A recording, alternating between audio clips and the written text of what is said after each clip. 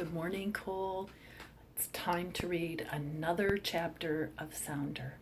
And we're ready for chapter 4, which looks like a little bit longer chapter than chapter 3. But let's get started. After the boy had fed the children and eaten something himself, he sat down by the warm stove and looked out of the window. There was nothing else to do. Now and then a cloud would cross the sun that had finally burned its way out of the gray. And the mom still isn't back yet. The boy watched the cloud shadows roll over the fields and pass over the cabin. They darkened the windows as they passed. He carried in wood for the night before the sun began to weaken. Then he looked out of the window again to where his mother would appear. Finally, he saw a speck moving on the road. He watched it grow. "She's coming," he said to the younger children, and they crowded around him and pushed their faces against the window. "She's been gone long enough to walk to town and more," he added. "What will she bring?" one of the children asked. "She'll bring nothing, but maybe things to eat. She won't bring no stick candy. Don't ask her for none. Don't ask her nothing." Several times during the day, the boy had said to himself, "Maybe they'll let him come home if she takes back the stuff. Some people might, but some won't." But his father was not with her. "I gave the stuff back," she said when she got to the cabin. The boy's throat hurt with a great lump, and when he swallowed, it would hurt more. If his father had come, it would have been easy. If his father, together, they could have found Sounder's body and buried him. When the boy's mother heard that he had not found Sounder under the cabin, she stood in the doorway and thought for a long time. If one of the children had stood in the door that long, she would have said, "Go in or out, child." "Creatures like to die under something," she said at last, "and there ain't nothing else close to crawl under. He wasn't in his victuals, I reckon. He's got a flesh wound. He's gone into the woods to draw out the poison with oak leaf acid." Now she shut the door and put her basket on the tin-top table. "Poke up the fire," she said to the boy. "Oak leaves has strong acid that toughens the skin, just like the oak bark that they use to tan leather in the tannery." The creature beds down with the wound against the heap of oak leaves. The leaves make a poultice that draws out the poison and heals the wound with a hard brown scab. That's why creatures head for the swampland around the big water when the mange hits. Wet leaves heals better. Sounder's blood would wetten the leaves, the boy said after he had stood a long time with the poker in his hand. His eyes were fixed on the open stove door, watching the yellow flame change shape and turn to blue and red. Sounder was jumping at the wagon and hard to hit, the boy's mother said. "I think maybe he was hit a glancing shot that tore off the hide on his head and shoulder. If he was, he's gone to the Jack Oak woods to heal himself. The Lord shows his creatures how to do. If he ain't dead now, he'll come limping home, powerful hungry, in time." "Tomorrow or the day after?" the boy asked. "Longer, maybe 4 days, or more like 7. But don't be all hope, child. If he had deep head wounds, he might be addled crazy and not know where he wandered off to die." The boy's mother had brought home the empty meal sack. In her basket, she had some fat meat, potatoes, and a small bottle of vanilla flavoring, which she had bought with the money she got for her walnut kernels. From the bottom of the basket, she took the brown, folded paper bag into which she poured each night's pickings and put it on the shelf. She also brought home an empty cardboard box which the storekeeper had given her. She didn't say where she had been, besides the store, or what had happened. The boy could see that her eyes were filled with hurt and said nothing. The young children remembered not to ask anything, except, looking in the empty box, one said, "Nothing in here?" "I'm going to use it to put a cake in," the mother said. "Better go out and crack nuts for the night's pickin' before dark," she said to the boy. The boy scooped up a tin pail of nuts from the big box under the stove and went out to the flat cracking stone. With his knees still sore from crawling under the cabin, he hesitated a long time before he knelt on the frozen earth. Standing, he looked one way and then another, tracing the fence rows that had more oaks than other trees, the far lowland woods, and the foothills. "I'll go there first tomorrow," he said to himself as he faced the foothills. "There's big patches of oak tree there." And whenever Sounder was given his head, he picked the hills for hunting. When night came, his mother hummed and picked kernels. She did not tell a story. The boy wanted to ask, who carried in wood to keep the people in jail warm? He knew they had big stoves in big jails. Once his mother had told him a story about 3 people named Shadrach, Meshach, and Abednego who were in jail. Some mean governor or sheriff got mad and had them thrown into the jail stove, big as a furnace. But the Lord blew out the fire and cooled the big stove in a second. And when the jailkeeper opened the stove door, there stood Shadrach, Meshach, and Abednego singing, cool water, the Lord's got green pastures and cool water." "Tell me about Joseph in the jail and the stone quarry in Egypt and chiseling out rocks to make old Pharaoh's gravestone," the boy asked. But his mother went on humming, and the boy went back to his thinking. No stove could be that big, he thought. He watched the red coals through the open draft in the stove door brighten each time the wind blew loud enough to make a low whistling noise in the stovepipe. A burning chunk stick fell against the inside of the stove, but the boy did not try to convince himself that it might be the thump of Sounder scratching fleas underneath the door. He was thinking of tomorrow. Tomorrow he would go into the woods and look for Sounder. "The wind whistling in the pipe is bothersome," he said. He hated the cold wind. It blew through his clothes and chilled his body inside and made him shiver. He hoped the wind would not be blowing in the woods tomorrow. The wind made the woods noisy. The boy liked the woods when they were quiet. He understood quiet. He could hear things in the quiet. But quiet was better in the woods than it was in the cabin. He didn't hear things in cabin quiet. Cabin quiet was long and sad. "Turn the pipe damper a little and the whistling will stop," his mother said at last. The next day he walked the great woodlands, calling Sounder's name.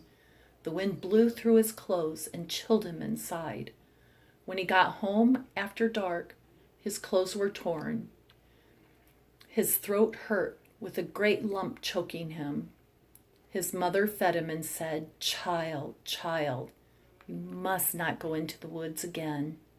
Sounder might come home again, but you must learn to lose, child. The Lord teaches the old to lose.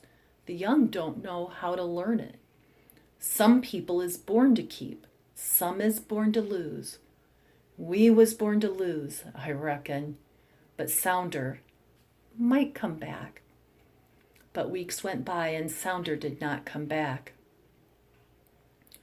One night, the boy learned why his mother had brought home the bottle of vanilla flavoring.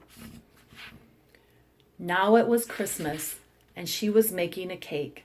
When the 4 layers were spread out on the tin-top table, she began to ice them, and the boy noticed she put 3 together in a large cake and made a small one of the leftover layer.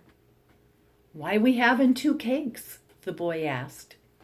But she was humming to herself and did not answer him. When she had finished, she put the small cake on the top shelf of the dish cupboard. The big one she put in the cardboard box she had brought from the store. The sweet smell of baking and vanilla had drawn the smaller children from the stove to the edge of the table. The woman reached over or walked around them as she worked. "I'm done," she finally said. "You can lick the pans." The boy had not moved from his chair by the stove. Today he had searched the oak clumps along the far fence rows for Sounder. He never got the sweet pan till last anyway. It always went from youngest to oldest, and there was never much left when his turn came. "You're tired and worried poorly," his mother said, and she handed him the icing pan. In the morning, the woman told the boy that she wanted him to walk to town, to the jail behind the courthouse, and take the cake to his father. "It's a troublesome trip," she said, "but they won't let women in the jail, so you must go." She tied a string around the cardboard box and said, "Carry it flat if your hands don't get too cold. Then it'll look mighty pretty when you fetch it to him." She stood at the edge of the porch until he was far enough away not to be able to look back and see her crying, then called to him, "Whatever you do, child, act perkish and don't grieve your father." On the road, the boy felt afraid. He had been to town at Christmas time before, not on Christmas Day, but a few days before, to help his father carry mistletoe and bunches of bittersweet berries that his father sold by the wall in front of the courthouse or on the corner by the bank. And sometimes when it was getting late and they still had trimmings to sell, his father would go to the back door of houses along the street and say, "Ma'am, would you need some trimming?" and hold up the biggest sprig of mistletoe left in his grain sack. They usually sold most of the mistletoe, the boy remembered, but bunches of bittersweet that the boy had carried all that day were always left over to be thrown in a fence corner on the way home.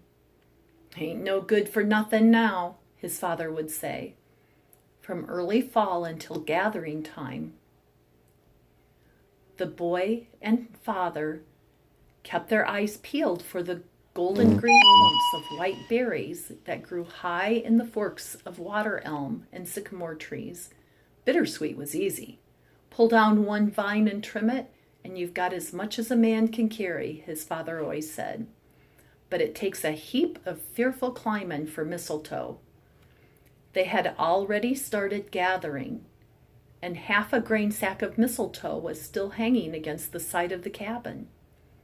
If she hadn't had such a big load, she might have taken it, the boy said to himself. The boy's fearful feeling increased as he got nearer town. There were big houses, and behind the curtained windows were eyes looking out at him. There would be more people now, and somebody might say, "What you got in that box, boy?" Or, "Where are you going, boy?" Church bells were ringing in the town. It was Christmas, and some people went to church on Christmas. In town, the people he saw were laughing and talking. No one noticed him, and he was glad. He looked at the store windows out of the corner of his eye. They were silvery and gold and green and red and sparkling. They were filled with toys and beautiful things. With the Christmas money from peddling, His father bought what toys he could for the boy and his little brother and sisters. They had worn out toys, too. People in the big houses where his mother worked had given them to her to bring home. He always wished they would give his mother an old book. He was sure he could learn to read if he had a book. He could read some of the town signs and the store signs.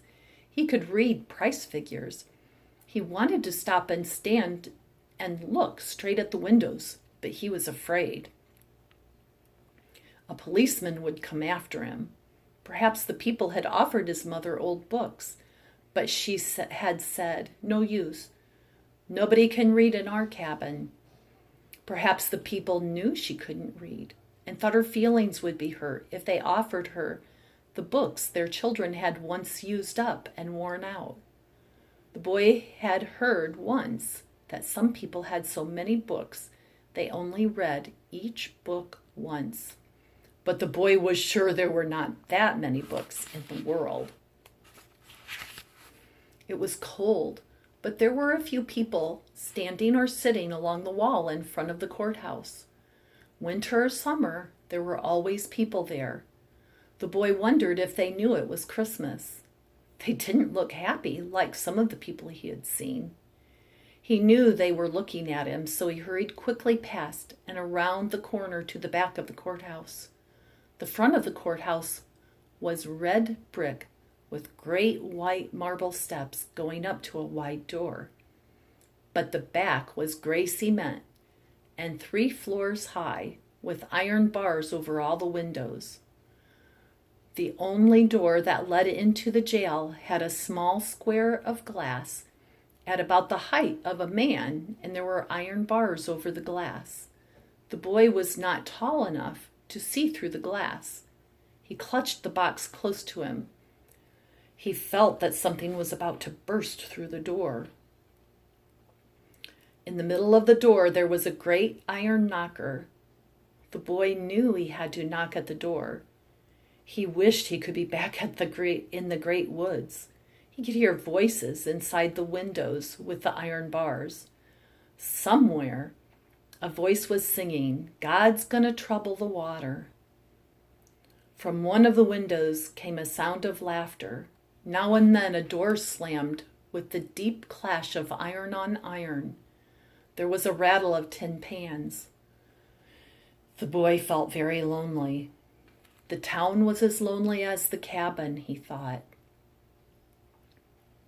A large red-faced man opened the door and said, "You'll have to wait. It ain't visiting hours yet. Who do you want to see? You'll have to wait."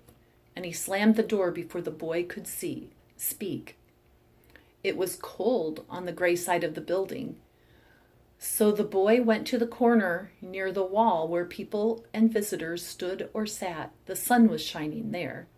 The boy had forgotten it was still Christmas, and the waiting seemed so long. A drunk man staggered along the street in front of the courthouse wall, saying, "Merry Christmas," to everyone.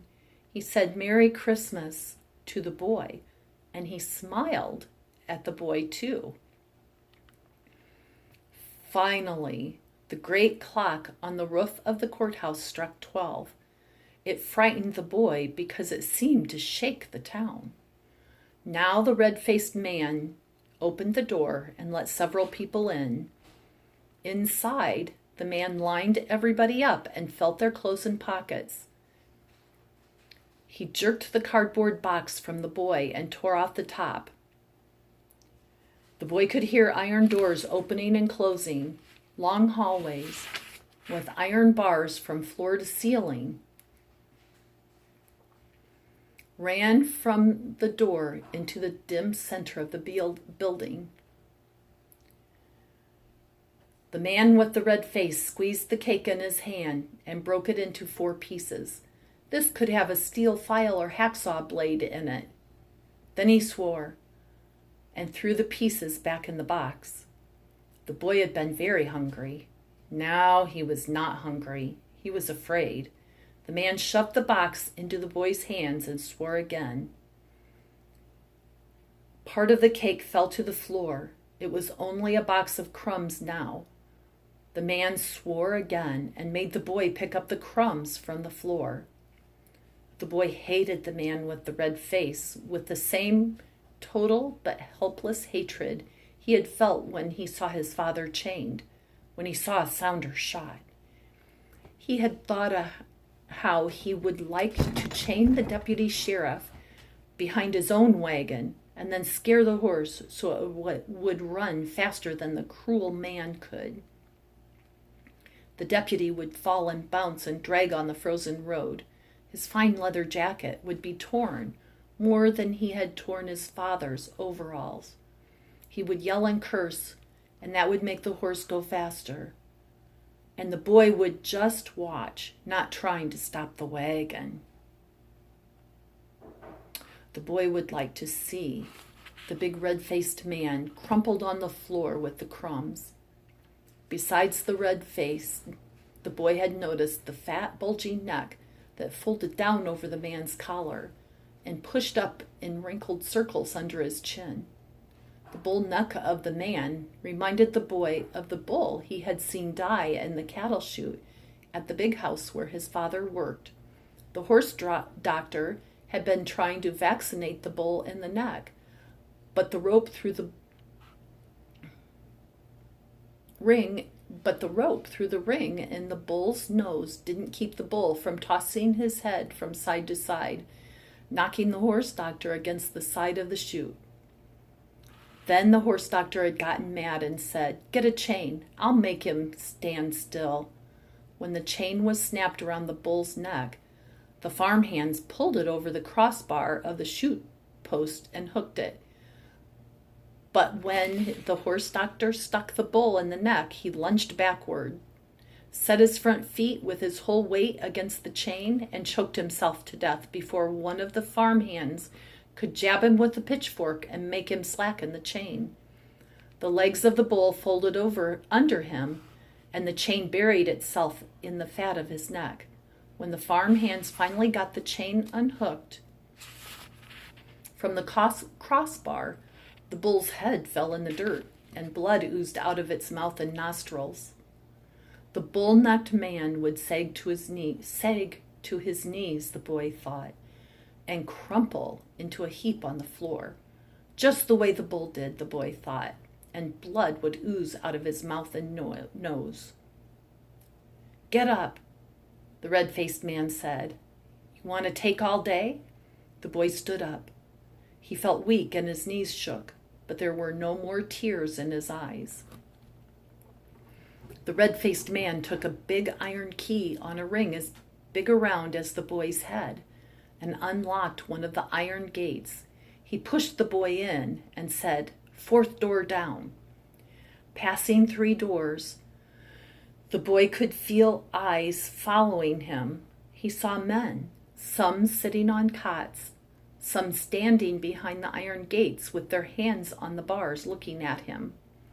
Each step echoed against the iron ceiling and made him sound like a giant walking. Far down the long iron-grated corridor, a sad voice was singing. "Far away on Judah's plains, the shepherds watched their sheep." The boy's father stood with his hands on the bars. He did not have his hands and feet chained together. Seeing the hands that could handle a hot pot lid without a pot rag, open the oven door without using a poker, or skin a possum by holding the hind legs of the carcass with one hand and the hide with the other and just pulling, the boy knew his father could have choked the cruel man with the bull neck. The father looked at the boy and said, "Child." On the way, the boy had thought about what he would say to his father. He had practiced talking about his mother selling kernels at the store and buying the cake makings, his little brother and sisters being all right, no strangers coming past, not finding Sounder's body. And he was going to ask his father where Sounder came to him along the road when he wasn't more'n a pup. He practiced saying them all over and over to get the quiver and the quiet spells out of his voice, because his mother had said, "Whatever you do, child, act perkish and don't grieve your father." But the boy was mixed full of hate and pity now, and it addled him. There was an opening in the bars with a flat iron shelf attached on the inside. The boy had left the lid of the box on the floor. Now he pushed the box through the opening and said, "This was a cake before," but he couldn't finish. An awful quiet spell destroyed all his practice. Sounder might not be dead, the boy said. He knew his father was grieved, for he swallowed hard, and the quiet spells came to him too. "I'll be back 'fore long," said his father. From somewhere down the corridor there came a loud belly laugh, and a loud voice called out, "Listen to the man talk." "Tell her not to grieve," his father was almost whispering now. "Sounder didn't die under the cabin." But the boy couldn't keep the quivering out of his voice. "Tell her not to send you no more." The quiet spells were getting longer. The man stopped looking through the bars at the boy and looked down at the cake. "If he wasn't shot in his vitals," the boy said, "he might get healed in the woods." Then there was a long quiet spell that was split in the middle by a loud clank of an iron door banging shut. "Tell her I'll send word with the visitin' preacher." The big red-faced man with the bull neck opened the corridor door and yelled, "Visitin' over!" The boy felt numb and cold, like he had felt standing outside the jail door. He choked up. He had grieved his father. He hated the red-faced man, so he wouldn't cry until he got outside. "Come on, boy," the man yelled, swinging the big key ring. "Go, child," the father said. "Hurry, child." The boy was the last person through the big iron door. The bull-necked man pushed him and said, "Get, boy, or next time you won't get in." The end of chapter 4. That was quite a chapter. We will read chapter 5 soon. Not today, but soon. Have a good day, Cole. I love you very much. God bless you and keep you safe. Bye.